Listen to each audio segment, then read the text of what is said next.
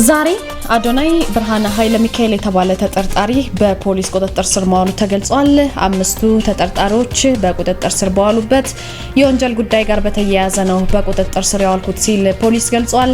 የፌደራል ፖሊስ ምንድነው ያለው በዜናችን ሰሙታላችሁ። ትግራይ ክልል ውስጥ ከ2000 በላይ ትምህርት ቤቶች ስራ ቢጀምሩም በቁሳቁስ እጥረት ምክንያት ግን በሚፈለገው መጠን እየሰሩ እንዳልሆነ ተገልጿል። በትግራይ ክልል ስላሉ ትምህርት ቤቶች አጠር አድርገን ነግራችኋለን። የጋምቤላ ከተማ አስተዳደር በከተማዋ ያለውን አሁን ወቅታዊ የጸጥታ ሁኔታ መነሻ አድርጎ ከትላንትና ጀምሮ የአስቸኳይ ጊዜ ሰዓት እላፊ አውጇል። ምንድነው እንመለከተዋለን። አይነ ስውር የሆኑ አቃቢ ህጎች በታጠቁ አካላት ታገቱ። በኦሮሚያ ክልል አቃቢ ህግ ማህበር ምንድነው ያለው ተሰሙታላችሁ።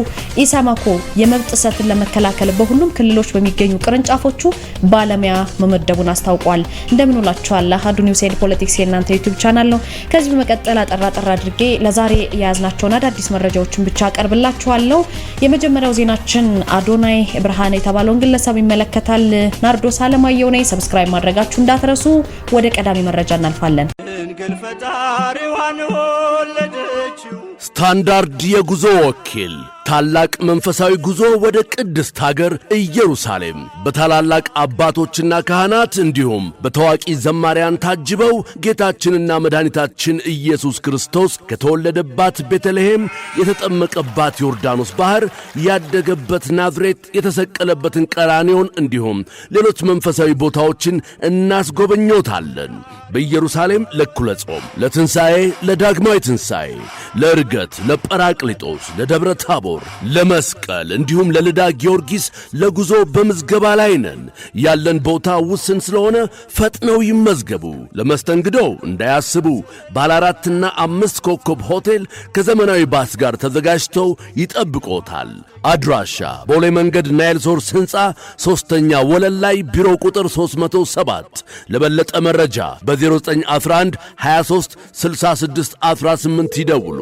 ስታንዳርድ የጉዞ ወኪል።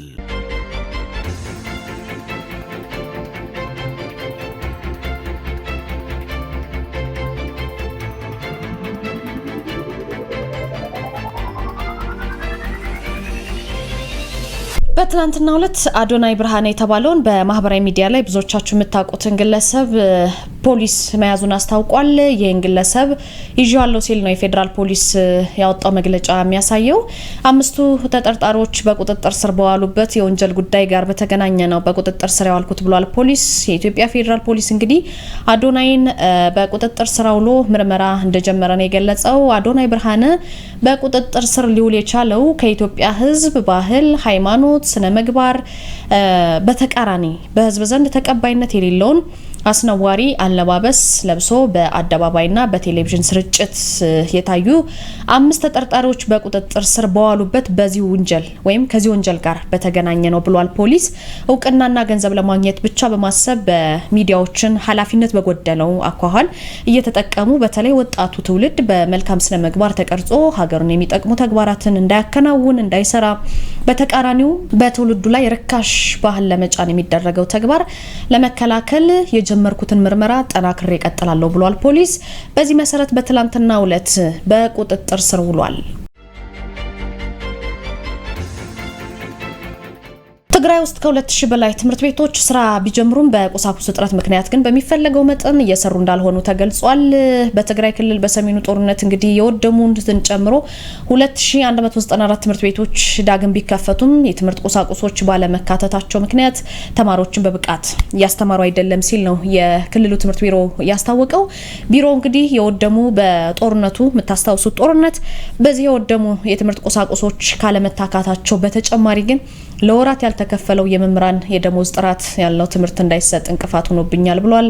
የመምህራን ደሞዝ አልተከፈለም። ለክልሉ ትምህርት ቤት ማብራሪያ እንግዲህ በጦርነቱ ወቅት የወደሙትን የማጣቀሻ መጽሐፍት፣ ሰርቶ ማሳያ፣ ላቦራቶሪ ኮምፒውተሮችን ጨምሮ ለመማር ማስተማሩ አጋዥ ናቸው ተብለው ሌሎች ቁሳቁሶች ባለመካተታቸው የመማር ማስተማር ሂደቱን አስቸጋሪ አድርጎታል። በትግራይ የክልሉ ትምህርት ቢሮ የኮሙኒኬሽን ዳይሬክተር ኃላፊ አቶ ስዩም ሀጎስ ለአሃዱ ሬዲዮ ምንድነው ያሉት? በያዝነው የ2018 የትምህርት ዘመን ተማሪዎችን ለመቀበል 1000 አንደኛ ደረጃና 241 ሁለተኛ ደረጃ በድምሩ ወደ 2194 ትምህርት ቤቶች ተማሪዎችን ለመቀበል ቢዘጋጁም የማስተማሪያ ቁሳቁሶች ግን በሚፈለገው መጠን አልተሟሉላቸውም። በዚህ መሰረት የመማር ማስተማር ሂደቱን አስቸጋሪ ካደረጉት ምክንያቶች መካከል የመምህራኑ ደሞዝ በወቅቱ አለመከፈል ነው ማለት ነው። ስለዚህ የክልሉ ጊዜያዊ አስተዳደር የፌዴራል መንግስትን ጨምሮ ሌሎች መንግስታዊና መንግስታዊ ያልሆኑ ተቋማት የክልሉ ትምህርት ቢሮ ወደ ነበረበት ወደ ቀድሞ እንዲመለስ አስፈላጊውን ድጋፍ እንዲያደርጉ ነው ጥሪ ያቀረቡት። በዚህ መሰረት እንግዲህ በትግራይ ክልል በመምህራን ደሞዝ ምክንያት ከአሃዱ ሬዲዮ ጋር ቆይታ ባደረጉት መሰረት በዚህ ምክንያት ትምህርቱን ሊያስተጓጉለው ችሏል። በጋምቤላ ከተማ አስተዳደር በከተማ ያለውን ወቅታዊ የጸጥታ ሁኔታ መነሻ አድርጎ ከትላንትና ጀምሮ ተግባራዊ የሚሆን አስቸኳይ የሰዓት እላፊ አውጇል። በጋምቤላ አካባቢ የምትገኙ ውድ ቤተሰቦቻችን ይሄ መረጃ እናንተንም የሚመለከት በመሆኑ እንነግራችኋለን። ትላንትና በይፋ ባወጣው መግለጫ መሰረት ማናቸውም የሰዎችና የተሽከርካሪ እንቅስቃሴ ከምሽቱ 1 ሰዓት በኢትዮጵያ አቆጣጠር ማለት ነው በጥብቅ ተከልክሏል ማለት ነው። ጋምቤላ ላይ አስተዳደሩ እንግዲህ በማህበራዊ ትስስር ገጹ ባሰራጨው መረጃም እገዳው ተግባራዊ መሆን የጀመረው ከትላንትና ጀምሮ ነው። የከተማ ነዋሪዎችም ሆኑ ተሽከርካሪዎች ባጃጅና ታክሲን ጨምሮ ማለት ነው ከምሽቱ 1 ሰዓት ጀምሮ መንቀሳቀስ አይችሉም። መግለጫው የሚጠናቀቅበትን የጊዜ ገደብ እስከ ስንት ሰዓት እንደሚቆይ ግን ወይም ደግሞ ለስንት ቀናት እንደሚቀጥል ዝርዝር ማብራሪያ አልሰጠም። በዚህ ምክንያት በጋምቤላ ክልል የአስቸኳይ ጊዜ የሰዓት እላፊ ታውጇል። አይነ ስውር የሆኑ አቃቢ ሕግ ባለሙያ በታጠቁ አካላት መታገታቸው ታውቋል። በኦሮሚያ ክልል ምዕራብ ሸዋ ዞን ኤጀርሳ ወረዳ የመሬት ጉዳይ አቃቢ ሕግ የሆኑት አቶ ሽብሩ ጉታ መጋርሳ ህዳር 29 ከቱሉ ቦሎ ከተማ ወደ ጊንጪ በመጓዝ ላይ ሳሉ ነው በታጠቁ አካላት ታግተው ወይም ታፍነው መወሰዳቸውን የኦሮሚያ አቃቢ ሕግ ማህበር ያስታወቀው።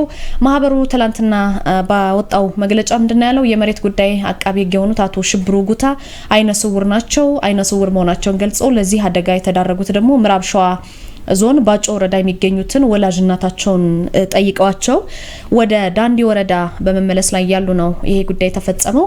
የኦሮሚያ አቃቢያን ሕግ ማህበር እንግዲህ አቶ ሽብሩ ከሰባዊነት በራቀ መልኩ መታገታቸውን በጽኑ አውግዞታል። አቶ ሽብሩ በ2016 ወደ ፍትህ ስራ የገቡ ሰው ናቸው። በስነ ምግባር ለህዝብ ያገለገሉ የነበሩ ጠንካራ ሰራተኛ ወይም ጠንካራ የህግ ባለሙያ መሆናቸውን ማህበሩ ገልጿል። ማህበሩ አክሎ ምንድነው ያለው? አቃቢ ሕግ አይነ ስውር በመሆናቸው በሀገር ውስጥና ባለማ አቀፍ ህግና ደንቦች መሰረት ልዩ ጥበቃና ድጋፍ ሊደረግላቸው የሚገባ ቢሆንም ግን ታፍነው መወሰዳቸው የህግንም ሆነ የህዝብን ስነ ምግባር የጣሰ ተግባር ነው ሲል አውግዞታል። በዚህ መሰረት ይህ የህግ ባለሙያ በታጣቂዎች ሊታገት ችሏል። ኢሰማኮ የመብት ጥሰትን ለመከላከል በሁሉም ክልሎች በሚገኙ ቅርንጫፎች ባለሙያ መመደቡን አስታውቋል። የኢትዮጵያ ሰራተኞች ማህበራት ኮንፌዴሬሽን ኢሰማኮ ሰራተኞች መደራጀትን ጨምሮ ሌሎች መብቶቻቸውን በማፈን የመብት ጥሰት የሚያደርሱባቸውን ኢንዱስትሪዎች በቅርበት ለመከታተልና አፋጣኝ መፍትሄ ለመስጠት የሚያስችሉ ባለሙያዎችን በሁሉም የሀገሪቱ ክልሎች በሚገኙ ቅርንጫፎች በቅርበት የሚሰሩ ባለሙያዎችን አሟልቻለሁ ነው ያለው የኢሰማኮ ፕሬዝዳንት አቶ ካሳሁን ፎሎ። ኮንፌዴሬሽኑ እንግዲህ 3000 የሰራተኛ ማህበራትን ለማቋቋም በዝግጅት ላይ እንደሆነ ይገልጻሉ። ማህበራቱን ለማደራጀት ግን ፈቃደኛ የማይሆኑ ተቋማት ላይ አስፈላጊው እርምጃ እንደሚወሰድ ነው የተናገሩት። ተቋማቱ እንግዲህ የፈጸሙት የመብት ጥሰት ሪፖርት በሚደረግበት ጊዜ በውይይት መፍታት ካልቻለ፣ በንግግር መፍታት ካልተቻለ ኮንፌዴሬሽኑ ወደ መደበኛው ፍርድ ቤት እንደሚያቀርበው ተናግረዋል። ኢሰመኮ በመላው ኢትዮጵያ የሚገኙ ሰራተኞች ጋር ደርሶ እያንዳንዱ ድርጅት መጠየቅ አይችልም ብለዋል ፕሬዝዳንቱ። ግን ተደጋጋሚ ቅሬታ የሚቀርብባቸውን ተቋማት ደግሞ በመለየት ኢሰመኮ የቅርብ ክትትል እንደሚያደርግ ነው እሳቸው የጠቆሙት ማለት ነው። የዚህ ኮንፌዴሬሽን ቅርንጫፎች በሁሉም የኢትዮጵያ ክልሎች ይገኛሉ። በየት ሀገር ነው የሚገኙት? በኮምቦልቻ፣ ባህር ዳር፣ ጎንደር፣ ጅማ፣ አዳማ፣ ሻሸመኔ ባሉ ትልልቅ ኢንዱስትሪ መገኛ ከተሞች የበለጠ ትኩረት ይደረግባቸዋል ሲል ነው የገለጸው። በዚህ መሰረት ዛሬ ለእናንተ ለውድ ቤተሰቦቻችን መራርጠን ይወስናሉ ወይም ደግሞ ይመጥኗቸዋል ያልናቸው መረጃዎች አደረሰን። ናርዶስ አለማየሁ ከእናንተ ጋር ቆይታ አደረኩኝ። እናንተ ውድ ቤተሰቦቻችን ግን ዜናዎቻችን ከመመልከት ባሻገር በዜና መልኩ ሊቀርቡላቸው የሚችሉ ጥቆማዎች፣ ችግሮች ሊኖሩ ይችላሉና 7545 ከስር የሚሄድላችሁ የምናስቀምጥላችሁ አጭር ቁጥር አለ። የአሃዱ ሬዲዮ የአስቴት የኦዲየንስ ወይም ደግሞ የተመልካቾቻችን አስቴት ምንቀበልበት ቁጥራችን ነው። በዛ ቁጥር ላይ ቴክስት አድርጉልን መልሰን አይተን ለእናንተ ሁሌም እንደምናደርገው እናቀርባለን ማለት ነው። ለነበረን ጊዜ ከልብ አመሰግናለሁ። ከአሃዱ ሬዲዮ ደግሞ ሌሎች አጫጭር በጣም ጥቂት አዳዲስ መረጃዎችን ሰማላችሁ። ወደ አሃዱ ሬዲዮ እናንተን ወስዳችኋለሁ። ከኔ ጋር እዚህ ጋር እንሰናባበት። መልካም ምሽት ይሁንላችሁ። አሃዱ ልሳኑን የመራው ፍቅር ተቢተው ነጻነት ኪዳኔ ቴክኒኩን እየተቆጣጠረች ደረጀ መንግስቱ የእናንተ ውድ ቤተሰቦቻችን ሀሳብ አስተያየት ጥቆማ እየተቀበለ እስከ 3 ሰዓት ድረስ አብረናችሁን ዘልቃለን። ለሀሳብ አስተያየት ጥቆማችሁ በ0940 0000 መጨረሻውን 02 እና 03 እንዲሁም 07 እያደረጋችሁ መደወል ትችላላችሁ። 7545 አጭር የጽሁፍ መቀበያችን ነው። በ7545 በቀጥታ መደወልም ይቻላል። አንኳር ዘገባዎቹ ቀዳሚ ናቸው። ለሴት ቤተሰቦች የሚሰጠው ጥሎሽ ያለ እድሜ ጋብቻን ያባበሰ መሆኑ ተገለጸ። በተለያዩ የኢትዮጵያ አካባቢዎች በሴት ልጅ ትዳር መመስረት ለቤተሰቦቿ ብዛት ያላቸው የቁም እንስሳት፣ የተለያዩ ንብረትና ሀብቶች በጥሎሽ መልክ የሚቀርቡ በመሆኑ ጥሎሹን ለማግኘት ሲባል ያለ እድሜ ጋብቻን ያባበሰ መሆኑን የሴቶችና ማህበራዊ ጉዳይ ሚኒስቴር ለአሃዱ አስታውቋል። በሚኒስቴር መስሪያ ቤቱ የሴቶች መብት ጥበቃና ምላሽ መሪ ስራ አስፈጻሚ አቶ ዘካሪያስ ደሳለኝ ወደ 42 በመቶ የሚሆኑ ሴት ልጆች ያለ እድሜ ጋብቻ እንደሚዳሩም ተናግረዋል። አሁንም ድረስ የተወሰኑ አካባቢዎች ላይ ካለው ባህልና ሃይማኖት አንጻር ችግሩን ለመፍታት ፈታኝ መሆኑንም ተናግረዋል። ያለ እድሜ ጋብቻ ትምህርት ስርዓት ውስጥ ከገባ በኋላ ጎጂ ልማዳዊ ድርጊት አስወጋጅ ተብሎ በየመንደሩ ተቋቁሞ ይሄ አንዱ የህግ ወንጀለኛ መቅጫ ህግ ወንጀል ውስጥ ገብቶ ያ ከተደረገ ወዲህ ትልቅ ለውጥ የመጣበት የተወሰኑ አካባቢዎች ላይ አሁንም እንደ ባህልም እንደ ሃይማኖታዊ ቻሌንጅም የሚያደርጉ አሉ። በእርግጥ በተለያየ ደግሞ የግጭቶች ባለበት አካባቢ ወደ ኋላ ላይ የሚመለስ ምክንያቱም ልጅን ድሮ ሀብት የማግኘት ጥሎሽ ትልቁ የልጅነት ጋብቻን እያባበሰ ያለው ጥሎሽ ነው። ጥሎሽ ለማግኘት ምክንያቱም አንዲት ህፃን በ20 ከብት ነው ትቀየረው እንደ ዕቃ ነው የሚደረገውና ይሄ ሁሉ ምንድነው ለማግኘት የሚያደርጉ በጣም በርካታ ቻሌንጆች አሉ። በመሆኑም የልጅነት ጋብቻን ለማስቀረት በርካታ ስራዎች ቢሰሩም ግን ሙሉ ለሙሉ ማስቀረት ባለመቻሉም ብሔራዊ የህፃናት ጋብቻን የማስቀረት የ5 ዓመት ፍኖተ ካርታ ተዘጋጅቶ በስራ ላይ መሆኑንም አስታውቀዋል። በ2 ዓመት ውስጥ ከ8 በላይ የከባድ መኪና አሽከርካሪዎች ህይወታቸው ማለፉ ተገለጸ። በኢትዮጵያ ባለፉት 2 ዓመታት ውስጥ ብቻ ከ8 በላይ የረጅም ርቀት አሽከርካሪዎች ከጅቡቲ ወደብ ደረቅና ፈሳሽ ጭነትን ለመጫን ወረፋ በመጠባበቅ ላይ እያሉ በከፍተኛ ሙቀት ህይወታቸው ማለፉን የኢትዮጵያ የከባድ መኪና አሽከርካሪዎች ማህበር ለአሃዱ አስታውቋል። የረጅም ርቀት አሽከርካሪዎች የሰብአዊ መብት ጥሰት እየተፈጸመባቸው መሆኑንም የተናገሩት የማህበሩ ስራ አስፈጻሚ ፕሬዝዳንት አቶ ዳንኤል ተመቸው ናቸው። ህይወታቸው ያለፈውን አሽከርካሪዎች ወደ ቤተሰቦቻቸው በማምጣት የሚጠየቀውን ገንዘብና ተያያዥ ችግሮች ላይም ማህበሩ እየሰራ መሆኑን ተናግረዋል። ባለፈው አመት ወደ 5-6 ሾፌር ነው የሞቱበት።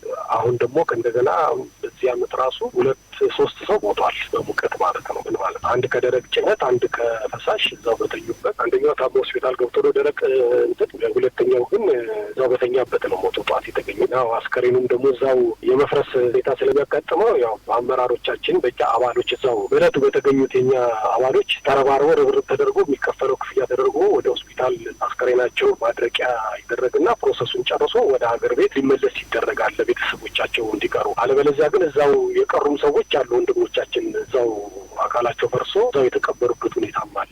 በአሽከርካሪዎች ላይ የሚስተዋሉ ችግሮችን ለማስቀረት ከነዳጅ አስመጪዎች ጋር በመሆን ማህበሩ የወረፋ አያያዝ ስርዓቱ እንዲሻሻል እየሰራ መሆኑንም ጠቁመዋል። የኃይል ስርቆት መፈጸም ከ20 ሺህ እስከ 1 ሚሊዮን ብር የሚደርስ ቅጣት በህግ ስለመኖሩ ተገልጿል። የኃይል ስርቆት ላይ በሚወሰዱ እርምጃዎች ህግን ከማስፈጸም ረገድ ክፍተት ስለመኖሩም ተገልጿል። የኃይል ስርቆት መፈጸሙ ከተረጋገጠ በኋላ የኃይል ስርቆት መፈጸም ከወንጀል በተጨማሪ ከ20 ሺህ እስከ 1 ሚሊዮን ብር የሚደርስ ቅጣት መኖሩን የኢትዮጵያ ኤሌክትሪክ አገልግሎት አስታውቋል። የኢትዮጵያ ኤሌክትሪክ አገልግሎት የህግና ስነ ምግባር ስራ አስፈጻሚ አቶ አበበ ተስፋዬ እንደተናገሩት በኢነርጂ አዋጅ ቁጥር ላይ ወንጀል በመሆኑ በስርዓት እንደሚያስቀጣም ነው የተናገሩት። የኤሌክትሪክ ኃይል እንዲቋረጥና በኃይል ላይ ስርቆት የፈጸመው የኃይል መጠን ስሌት ተጠንቶ እንዲከፈል ይደረጋልም ሲሉም ተናግረዋል። ይሄንን በህግ የኢነርጂ አዋጅ ቁጥር 810/2006 የወጣ በፓርላማ የወጣ ህግ አጠቃላይ የኤሌክትሪክ አስተዳደርን ስርዓት ለማስያዝ የወጣ አዋጅ ነው። እዚህ አዋጅ ላይ የኤሌክትሪክ ኃይል ስርቆት ወንጀል መሆኑንና እስከ 5 ዓመት በስርዓት እንደሚያስቀጣ በግልጽ ተቀምጧል። ስለዚህ በኤሌክትሪክ መሰረተ ልማት ጥበቃም ይሁን በኃይል ኢነርጂ ኃይልን በመጠበቅ በኩል ግልጽ የሆኑ የህግ ድንጋጌዎች አሉ። ሁለቱም ላይ የሚደርስ ስርቆት ወንጀል እንደሆነና በወንጀል ሊያስቀጣ እንደሚችል የህግ ክፍተት የለም። ትልቁ ችግር ህግን በማስፈጸም በኩል ያለው ክፍተት ነው። በተቋማችን ውስጥ የኤሌክትሪክ ኃይል ስርቆት ተፈጽሞ ሲገኝ በትንሹ ከ20 ሺህ ብር እስከ 1 ሚሊዮን ብር ሊደርስ የሚችል አስተዳደራዊ ቅጣትም አስቀምጠናል። ባለፉት 4 ወራት ውስጥም በኤሌክትሪክ ኃይል ስርቆት ላይ ተሰማርተው በተገኙ የተቋሙ ሰራተኞች ላይ እርምጃ እንደተወሰደም ተናግረዋል።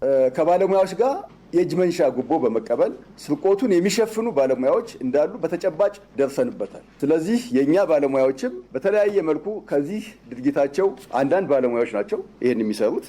አብዛኛው ባለሙያ ለተቋሙ ውጤታማነት ተገቢውን ጥረት የሚያደርግ የበኩሉን የሚወጣ ነው። አልፎ አልፎ አንዳንድ ስነ ምግባር የጎደላቸው ባለሙያዎች በዚህ መልኩ ተሳትፈው እያገኘን ያለ ነው። በተጨባጭ የያዝናቸው አጣርተንም ሪፖርት የተደረገ በዚህ ምክንያት ከስራም ያሰናበትናቸው ባለፉት 4 ወራት ወደ 5 ሰራተኛ የሚደርሱ ከስራ እንዲሰናበቱም ተደርጓል። የኤሌክትሪክ ኃይል ስርቆት በድጋሚ መፈጸሙ ለተረጋገጠ ደንበኛ የመጀመሪያው ጊዜ አስተዳደራዊ ቅጣት እንደተጠበቀ ሆኖ የገንዘብ ቅጣቱ 2 እጥፍ እንዲከፍል ይደረጋልም ተብሏል። ኡጋንዳ በትራምፕ የጤና እቅድ መሰረት እስከ 1.7 ቢሊዮን ዶላር የገንዘብ ድጋፍ እንደምታገኝ ተገልጿል። ኡጋንዳ በትራምፕ የጤና እቅድ መሰረት እስከ 1.7 ቢሊዮን ዶላር የገንዘብ ድጋፍ እንደምታገኝም በኡጋንዳ የሚገኘው የአሜሪካ ኤምባሲ አስታውቋል። ኬንያና ሩዋንዳ በቅርብ ቀናት በትራምፕ የአሜሪካ የመጀመሪያው ዓለም አቀፍ የጤና ስትራቴጂ ስር ተመሳሳይ ስምምነቶችን ተፈራርመዋል። በስትራቴጂው መሰረት እነዚህ ሀገራት ተላላፊ በሽታዎችን በመከላከል ረገድ ትልቅ ሚና እንዲጫወቱም ተጠቁሟል። በመጨረሻም ከእርዳታ ወደ ራስን መቻል እንዲሸጋገሩም ያስችላል። የገንዘቡ ድጋፍ የእናቶችና ህጻናት ጤና፣ HIV፣ ካንሰር፣ ፖሊዮና ወባ በመሳሰሉ የጤና መርሃ ግብሮች ላይ ይውላል ተብሏል። ዘገባው የሮይተርስ ነው። የቬንዙዌላ መንግስት የነዳጅ ጫኝ መርከብ ከተያዘ በኋላ አሜሪካን በግልጽ ስርቆት ከሷል። የቬንዙዌላ መንግስት በሀገሪቱ የባህር ዳርቻ ላይ የነዳጅ ጫኝ መርከብ በአሜሪካ ከያዘበት በኋላ ግልጽ ስርቆት ሲልም ነው የከሰሰው። መንግስት የሀገሪቱ ሉዓላዊነት፣ የተፈጥሮ ሀብትና ብሔራዊ ክብር በቁርጠኝነት እንደሚጠብቅም አስታውቋል። በተጨማሪም የሀገሪቱን ነዳጅ ጫኝ መርከብ በአሜሪካ መያዙንም እንደሚያወግዝ ገልጿል። የአሜሪካው ፕሬዝዳንት ትራምፕ ረቡዕ ዕለት መርከቡ መያዙንም አረጋግጠዋል። እርምጃው የነዳጅ ዋጋ እንዲጨምርና በሀገሪቱ መካከል ያለውን ውጥረት በከፍተኛ ሁኔታ እንዲባባስ አድርጓል። ዘገባው የሮይተርስ ነው።